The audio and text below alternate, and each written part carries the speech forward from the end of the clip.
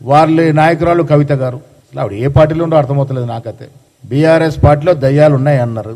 మరి ఆ దయ్యాలు బయటకు పోయినాయా? బీఆర్ఎస్ పార్టీ ఇంకా దయ్యాలు ఉన్నాయా? ఉంటే ఆ దయ్యాల పేర్లు ఏమిటి? ఆ దయ్యాల కార్యక్రమాలు ఏంటి? ఇప్పుడు ఎవరంట పడతా ఉన్న పిశాచులయ్యి ఆ దయ్యాలు పిశాచులు పీడ వదిలిందా లేదా చెప్పే స్థాయిలో లేదు.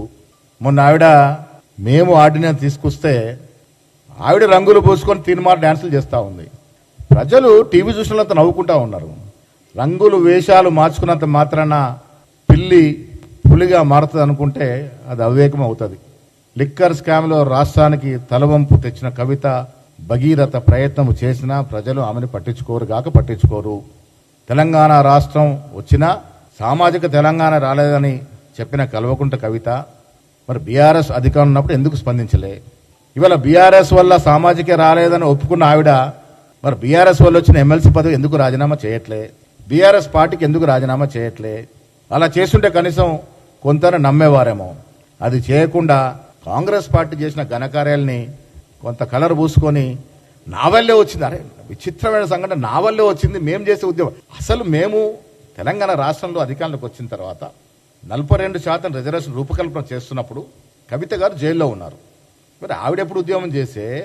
ఆవిడ ఉద్యమం వల్ల ఇది ఎక్కడికి వచ్చే? ఇందుకు ఇంత చిన్న చేష్టలతో ప్రజలతో చులకన అవుతున్నారో నాకు అర్థం అవ్వట్లేదు. ఇది ముమ్మాటి కాంగ్రెస్ పార్టీ ఎజెండా.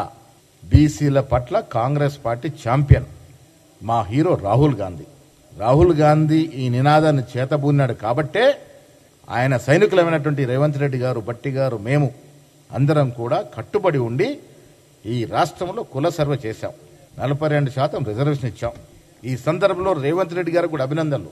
ఒక అగ్రవర్ణ సమాజం చెందినటువంటి వ్యక్తి ఉండి కూడా కుల సర్వే చేయడం, 42% ఇలా బీసీలకు రిజర్వేషన్ ఇవ్వడం అనేది హర్షించదగ్గ విషయం. మీ ద్వారా వారికి నేను అభినందనలు తెలుపుతా ఉన్నాను. అదేవిధంగా దోహదపడిన డిప్యూటీ ముఖ్యమంత్రి గారికి, మా మంత్రులు పొన్నం ప్రభాకర్, సురేఖ, వాకిటి శ్రీయారితో పాటు మంత్రివర్గ సభ్యులందరికీ, శాసనసభ్యులకి, మండలి సభ్యులకి, పార్లమెంట్ సభ్యులందరికీ కూడా ధన్యవాదాలు.